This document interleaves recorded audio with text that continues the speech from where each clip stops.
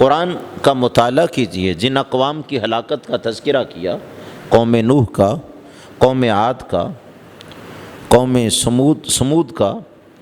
مدین والوں کا اور فرعون کی قوم کا،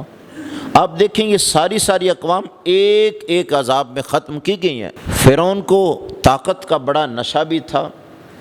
اور جب نکلا تھا نا تو ہراول دستہ جو لیڈ کرنے والے لوگ تھے 7 لاکھ ان کی تعداد تھی، کروڑوں میں آبادی تھی اس وقت مصر کی، لیکن اللہ نے صرف پانی کے ساتھ غرق کر کے ساری قوم کو ختم کر دیا۔ اس نے کسی پر صرف ہوا چلائی، آندھی بنی، اور جسم کو اس نے ایسے چھلنی کیا جیسے گولیاں چھلنی کرتی ہیں، ایک طرف سے ہوا جاتی سوراخ کر کے دوسری طرف سے نکلتی اور ملیاں میٹ کر کے رکھ دیا۔ کسی پر صرف چیخ آئی، اتنی آواز بڑی کہ ساری قوم آواز کی تاب نہ لاتے ہوئے کلیجے پھٹ گئے اور مر کے ختم ہو گئے۔ لیکن ایک قوم ایسی ہے جسے اللہ نے تباہ کیا، عذاب دیا، تو ایک وقت میں کئی عذابات کا انہیں سامنا کرنا پڑا، اور وہ قوم لوط ہے۔ انہوں نے جو عمل کیا تھا وہ اس سے پہلے کسی نے نہیں کیا۔ کہاں آدم علیہ السلام کا معاملہ چلتا چلتا حضرت ابراہیم علیہ السلام کے ہم زمانہ اور ان کے عزیز ہیں حضرت لوط علیہ السلام، اور حضرت ابراہیم علیہ السلام سے جا کے ملے بھی، اور اسی دور کے ہیں۔ قرآن نے اس کو بڑی تفصیل سے ذکر کیا ہے۔ اب اس قوم میں یہ رواج پیدا ہوا کہ مردوں نے مردوں سے تعلقات قائم شروع کیے، اور عورتوں سے نکاح کرنے میں کوئی رغبت ہی نہیں تھی۔ نبی لوط علیہ السلام نے سمجھایا، انکم لتاتون الرجال شہوۃ من دون النساء، تم اپنی تمنائیں، آرزویں اور خواہشات مردوں سے پوری کر رہے ہو، اور عورتیں جن سے نکاح کر کے تمہیں ساتھ رکھنا جائز ہے ان کو چھوڑ رہے ہو، حد سے گزرے ہوئے لوگ ہو۔ کہیں کہا ما سبقکم بہا من احد من العالمین، صدیاں بیت گئیں کائنات کو بنے ہوئے، آج تک یہ برا عمل کسی نے نہیں کیا جو تم نے کیا ہے۔ قوم سمجھانے والے کے سمجھانے کی پر کان ہی نہیں رکھ رہی تھی۔ واحد قوم ہے پوری انسانیت کی تاریخ میں جسے اللہ نے تباہ کیا، تو ایک وقت میں 3 سخت عذاب بھیجے،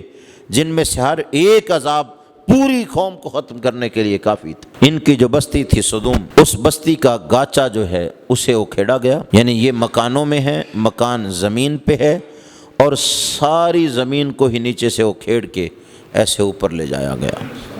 اتنے اوپر گئے یہ بدبخت، ان کے مرغوں کی آذانیں جو ہیں ان کی آواز بھی آسمان تک پہنچنے لگی، اور یوں ہی بستی کو اوپر لے جا کے نا الٹا کیا گیا، اور جب یہ الٹا کیا تو یہ گر نہیں پڑے اس میں سے، ویسے ہی رہے، اور پھر وہ واپس آئے، اور واپس آ کے ان کے سر نیچے تھے، پھر انہیں کچلا گیا، ان کے اوپر ان کے مکانات تھے، مکانات پر مٹی تھی، طے کر دیا گیا، نام و نشان مٹا دیا گیا۔ یہ ایسی بدبخت قوم تھی۔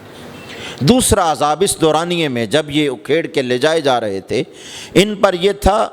کہ ان پر پتھر برسائے جا رہے تھے پکے، اور فرشتے پتھر برسا رہے تھے، ہر پتھر پر جسے لگنا ہے اس کا نام لکھا ہوا تھا۔ تیسرا عذاب اتنی بڑی چیخ کہ ان کے کلیجے پھٹ گئے اور یہ مر گئے اس چیخ سے، اور اکٹھے 3 عذاب اس قوم پر بھیجے، اور کائنات کو بتا دیا یہ غیر فطرتی عمل رب اتنا اس سے ناراض ہوتا ہے کہ یوں اس قوم کو ختم کرتا ہے۔ اب یہ جو مرد عورتیں بننے کے شوق میں ہیں، ان میں سے بہت سارے ایسے یہ میرے جسم میرے مرضی والے لوگ ہی ہیں، ورنہ یہ رب کا دیا ہوا جسم ہے اور اس کے حکم کے مطابق چلنا ہم پر لازم ہے۔ کوئی شخص اپنی انگلی کاٹ نہیں سکتا، وہ مجرم ہے اللہ کے ہاں، کیونکہ یہ اللہ کی دی ہوئی امانت ہے، ہم نے اسے حفاظت سے لے کے جانا ہے۔ ہاں حادثہ ہو جائے تو اس میں بندے کا کوئی قصور نہیں ہے، ورنہ اسے یہ اختیار نہیں کہ اپنی انگلی ہے تو کاٹ دے، رب پوچھے گا تجھے اس لیے کاٹنے کے لیے نہیں دی تھی، استعمال کے لیے دی تھی، اسے استعمال لانا۔